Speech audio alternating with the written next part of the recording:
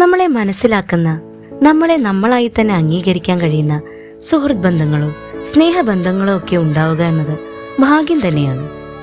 അങ്ങനെ പരസ്പരം അംഗീകരിക്കുന്ന, പ്രോത്സാഹനങ്ങൾ നൽകുന്ന, പരസ്പരം ശക്തിയായി മാറുന്ന രണ്ടു കൂട്ടുകാരികളുടെ കഥയാണ് അപർണയുടെയും ഗായത്രിയുടെയും കഥയാണ് മാറ്റത്തിന്റെ അലകൾ.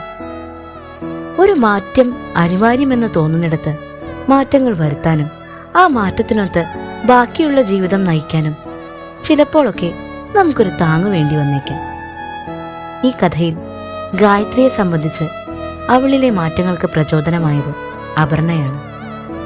ഇങ്ങനെ കൂട്ടിരിക്കാനും കൂട്ടുകാരിയാവാനും നമ്മളിൽ ഓരോരുത്തർക്കും കഴിഞ്ഞിരുന്നെങ്കിൽ ഒരുപക്ഷെ നമുക്കിടയിൽ നിന്നൊരു വിസ്മയയോ ഒരു ഷഹാനയോ ഒന്നും ഉണ്ടാകുമായിരുന്നില്ല, അല്ലേ?